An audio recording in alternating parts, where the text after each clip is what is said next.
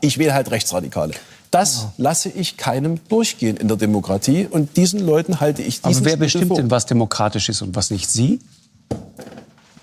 Hey Leute, heute geht's mal wieder um Marco Wanderwitz, den CDU-Politiker, der Demokratie erklären will, aber selbst nicht versteht, wie sie funktioniert. Jetzt zieht er sich aus der Politik zurück und gibt sich als armes, angefeindete Opfer. Aber mal ehrlich, nach seinen Auftritten, wie hier bei Markus Lanz, wundert das noch jemanden, warum dieser Rückzug eher mit seiner Angst vor einem AfD-Verbotsdebakel zu tun hat und was sein Demokratieverständnis wirklich über ihn aussagt, erfahrt ihr in meinem Video. Bleibt dran, das wollt ihr nicht verpassen. Auf geht's! Mir ist das gesamte demokratische Parteienspektrum nicht mehr genug. Auch die Oppositionsparteien sind Systemparteien, Altparteien lehne ich ab. Ich wähle halt Rechtsradikale. Das lasse ich keinem durchgehen in der Demokratie. Und diesen Leuten halte ich diesen Aber wer Spiegel bestimmt vor. denn, was demokratisch ist und was nicht? Sie? Ich habe zumindest für mich eine Meinung. Und wenn ich so sehe, wie die Meinungen sind, dann ist die übergroße Mehrzahl der Menschen in unserem Land der Meinung, dass die AfD eine rechtsradikale Partei ist. Aber Meinung. Die sitzen im Bundestag. Die kann man wählen.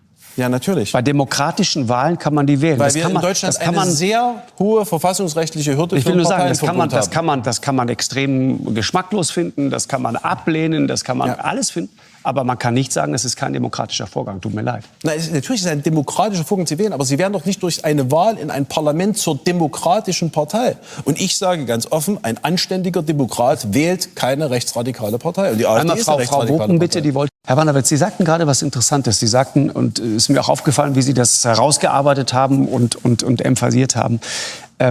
Sie sagten gerade, wir müssen natürlich wirklich wichtig darauf hinweisen, dass nicht alle dort rechtsradikal sind und rechtsradikal wählen. Folgender Satz. Wir haben es mit einem erheblichen Teil der Bevölkerung zu tun, die gefestigte rechtsradikale, nicht demokratische Ansichten hat. Haben Sie gesagt im FAZ-Podcast am 28. Mai. Ist Ihnen richtig um die Ohren geflogen. Ja, aber ist trotzdem richtig. Und auch Ein das, was Herr Richter erheblicher gesagt hat, Teil, ist richtig. jedes einzelne Wort, ein erheblicher Teil der Bevölkerung, der nicht gefestigte, rechtsradikale, nicht demokratische Ansichten hat. Ein erheblicher Teil. Ja, natürlich. Das ist nicht banal.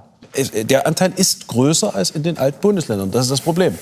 Und Das haben deswegen Sie ja habe ich nicht neulich gesagt. eine Diskussion geführt, weil ich ausspreche, was objektiv und evident ist. Und ich halte das für ein großes gesamtgesellschaftliches Problem, was an die Grundfesten unserer Demokratie geht und was sich mittlerweile von Generation zu Generation überträgt. In gewissen ländlichen Strukturen läuft es mir kalt den Rücken runter, wenn ich mich dort umschaue. Das haben Sie aber im Podcast auch noch anders gesagt. Sie hoffen auf die neue Generation, die das dann besser macht. Ich hoffe auf jede junge Generation, weil in jeder jungen Generation eine Chance für die Gesellschaft ist, sie neu gewinnen zu können. Nun zeigt sich aber gerade ja, dass die AfD auch in allen Altersgruppen extreme Anhängerschaften hat. Ja, vor allem bei den Jüngeren. Vor allem auch bei den Jüngeren. Und auch, das sehen wir auch bei der Impfskepsis oder auch bei diesen Corona-Leugnern, wenn wir das mal so sagen können, dass vor allem die Gruppe der 30- bis 40-Jährigen, also gerade der Menschen, die jetzt nicht die nach dem Mauerfall richtig von der DDR mitbekommen haben oder in der Diktatur sozialisiert wurden, das spricht ja eher dagegen. Die größte Problemgruppe oder der größte Teil einer Generation oder von Generationen, wo die Problemlagen am ausgeprägtesten sind die Jahrgänge, die noch die volle DDR-Sozialisation vor 89 erhalten haben, unter anderem auch mein eigener und die etwas älter sind. Das sind im Übrigen auch die höchsten Wahlergebnisse, früher mal der NPD beispielsweise in Sachsen hatten. Die haben dort zweistellig im Landtag gesessen und haben in diesen Altersgruppen hoch zweistellige Wahlergebnisse gehabt.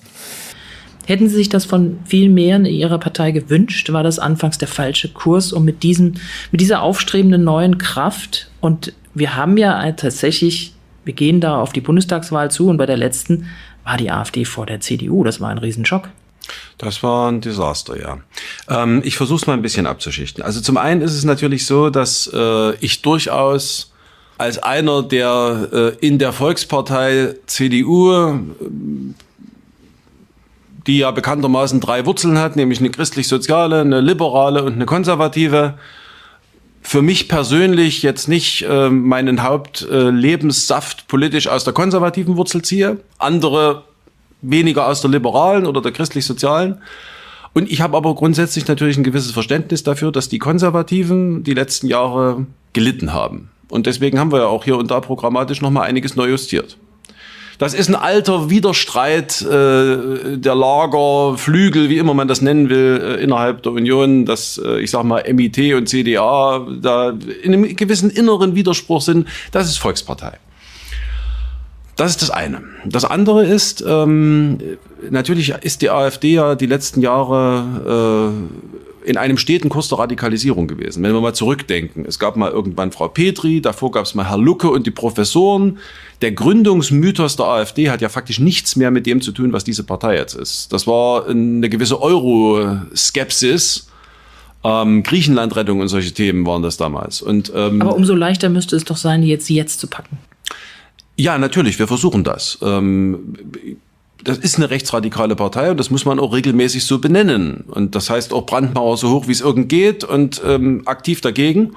Das ist aber auch mittlerweile Konsens. Die Zeit, in der sozusagen wir innerhalb der Union und auch innerhalb der CDU Sachsen da eine gewisse Unterschiedlichkeit bei den Umgangsweisen hatten, rührt noch aus einer Zeit her, in der die AfD nicht so radikalisiert war, wie sie war. Ich für meinen Teil habe das Elend leider kommen sehen und deswegen auch öfters mal in letzter Zeit Gespräche geführt, wo mir der eine oder andere sagte, naja, du hast schon recht gehabt. Es ist leider so gekommen, wo immer noch mancher sagte, das kann ja auch sein, die stoßen sozusagen die rechtsradikalen Elemente ab und entwickeln sich ins Bürgerliche zurück. Aber das ist nicht der Fall. Und mittlerweile ist das in einer Art und Weise fortgeschritten. Also wenn ich mir mal das Personal so einfach anschaue, ich sehe das ja, die Landesgruppe Sachsen, ja, also jeder Einzelne, der Herr Dröse steht irgendwie mit der Hand auf dem Herzen vor der Wolfschanze, der Herr Oehme zitiert auf seinem Wahlplakat Wappensprüche der SA, Herr Monsek, mein Gegenkandidat, will Parlamentarier aus Parlamenten rausschlagen. Herr Mayer ist der Meinung, wer heutzutage nie als rechtsradikal bezeichnet wird und ein kleiner Höke ist, ist kein guter Politiker. Jeder und jede, Frauen gibt's ja wenige, jeder einzelne davon ist in sich ein Rechtsradikaler.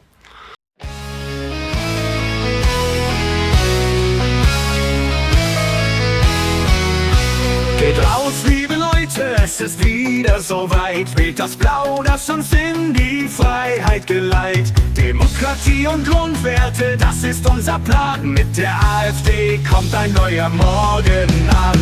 Hey, hey, hey, macht die Kreuze klar für die AfD. Ja, das ist wunderbar, wir schätzen unser Land. Das ist unser Ziel, mit blauen Herzen geht's nach Brüssel mit viel Stil.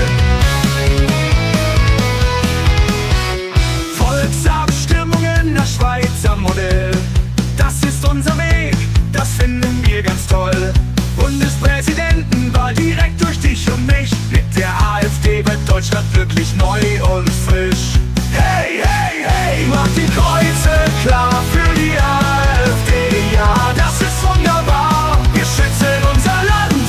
Das ist unser Ziel, mit blauen Herzen geht's nach Brüssel mit viel Stil. Opferschutz statt Täterschutz, das ist unser Recht. Unabhängige Richter, da wird's wieder echt gerecht. Deutsche Grenzen schützen, das haben wir erkannt. Mit der AfD, da bleibt Deutschland in der Hand.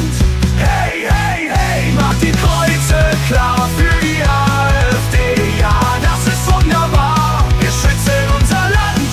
Das ist unser Ziel, mit blauen Herzen geht's nach Brüssel mit viel Stil. Kinder und Familien, die sind uns viel wert. Die deutsche Sprache, die haben wir geehrt. Der Klimaweg endet, Umwelt wird geschützt. Mit der AfD wird Europa neu gemixt. Hey, hey, hey, macht die Kreuze klar für die AfD. Ja, das ist wunderbar, wir schützen unser Land.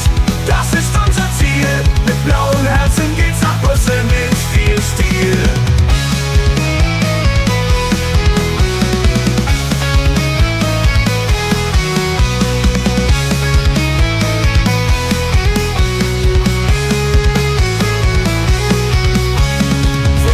Familien, die sind uns viel wert.